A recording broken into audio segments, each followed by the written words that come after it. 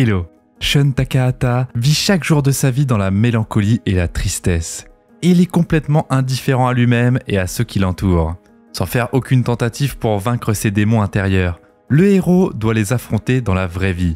Lui et des millions d'étudiants à travers le monde sont obligés de participer à un jeu mortel, où l'on doit montrer ses meilleures qualités dans une bataille impitoyable de l'esprit ou faire face à une mort brutale.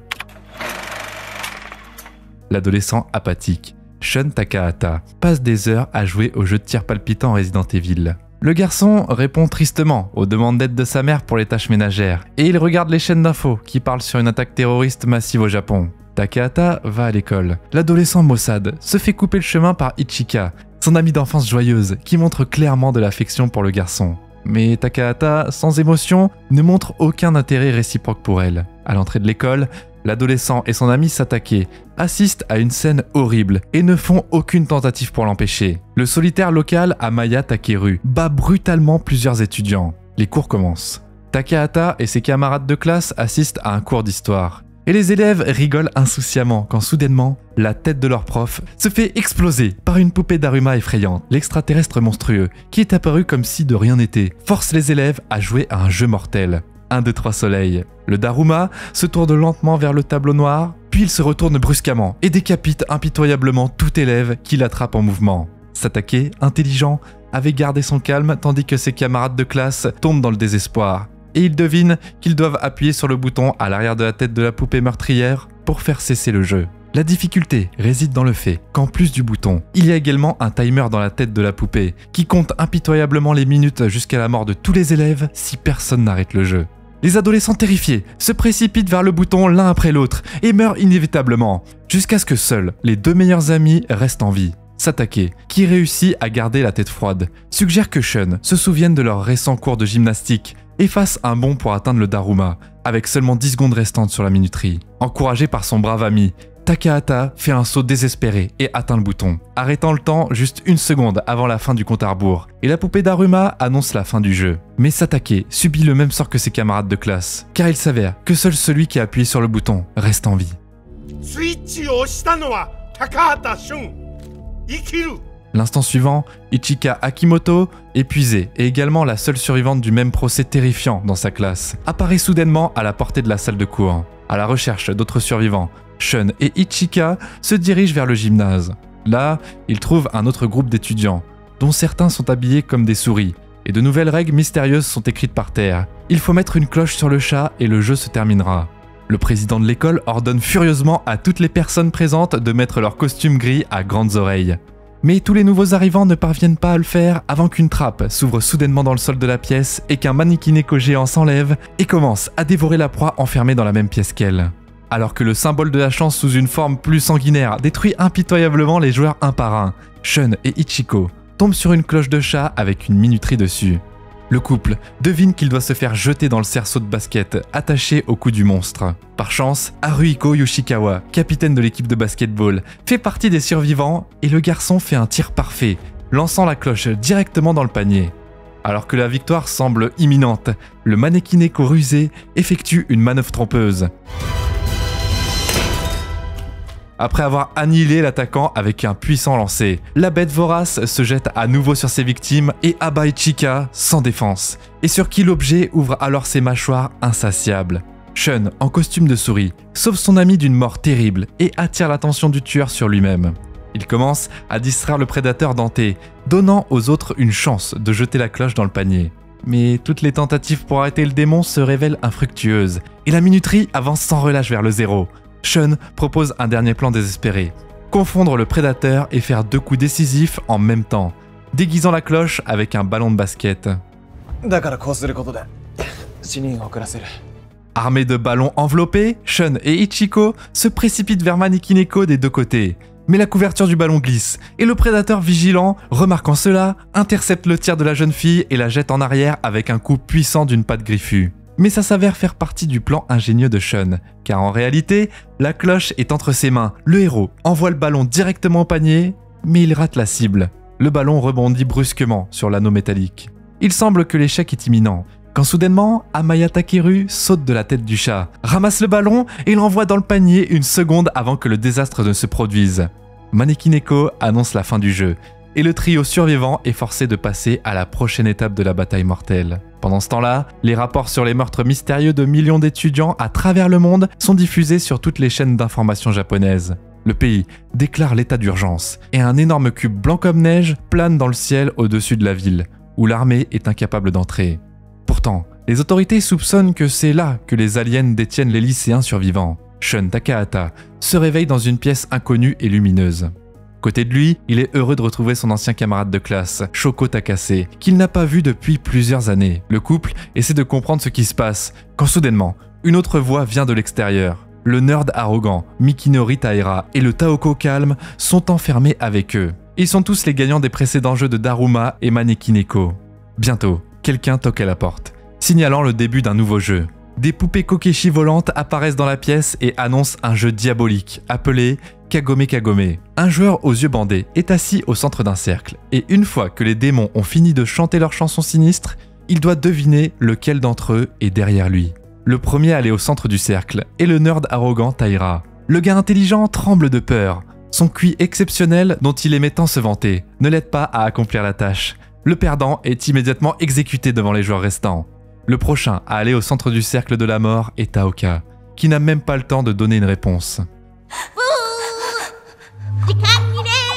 Les démons traitent sans pitié avec les perdants et invoquent une nouvelle victime. Et Shun Takahata se porte volontaire pour y aller au lieu de Shoko. Le héros s'assoit résolument au centre du cercle et se bande les yeux. Les Kokeshi commencent leur danse effrayante, et quand la chanson se termine, l'un d'eux annonce également que le temps est écoulé.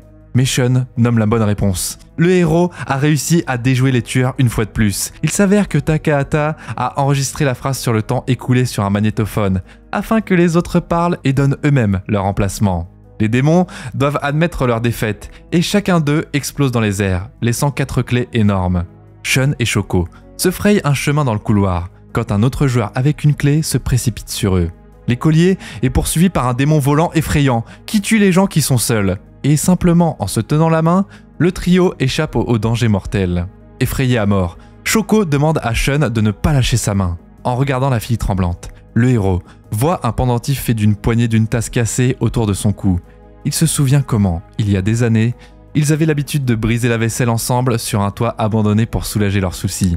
Puis le trio entend un cri. Et en se précipitant vers ce cri, les partenaires voient Ichika essayant désespérément de s'échapper du démon ailé. Shun parvient à arracher son ami des griffes du monstre terrifiant au dernier moment, prenant sa main dans la sienne, et Shoko, qui est amoureuse du héros, regarde jalousement leurs mains serrées. Le prochain jeu ne les fait pas attendre. En brisant le mur de béton, une énorme tête avec une minuterie et 7 trous de serrure émerge du plafond, à côté de laquelle les héros trouvent 2 autres survivants. Ensemble, ils ne sont que 6, et il y a encore moins de clés.